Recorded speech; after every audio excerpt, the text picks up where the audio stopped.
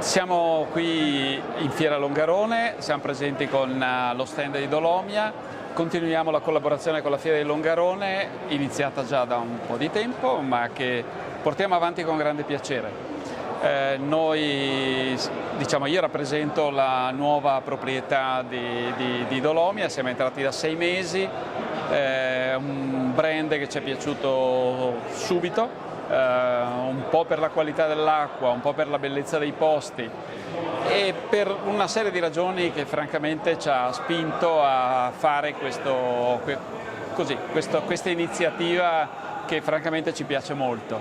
E nell'ambito delle attività che portiamo avanti, che realizziamo, c'è questa collaborazione con la fiera. Qui siamo oggi con l'Oreca 2022, ma ci vedremo ancora alla Fiera del Gelato alla fine di novembre ed è una partnership che vorremmo continuare a curare anche per il futuro.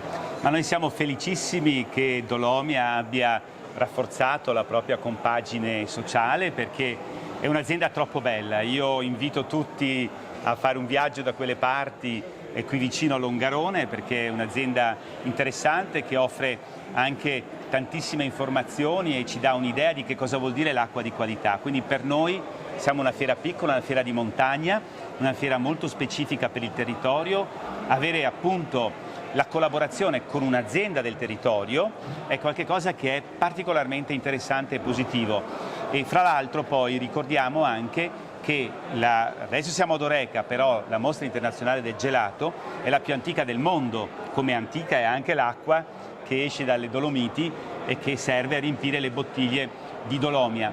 E questa nostra fiera del gelato ricorda della qualità del gelato, che deriva anche dalla buona acqua, dal buon latte che c'è da queste parti. Quindi la MIG inizierà, la mostra internazionale del gelato inizia il 27 di novembre, prossimo 21, termina il 30 di novembre.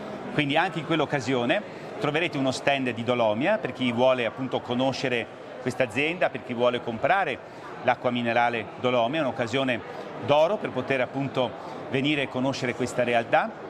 E quindi vi invitiamo tutti dal 27 al 30 di novembre alla MIG, Mostra Internazionale del Gelato, la più antica del mondo.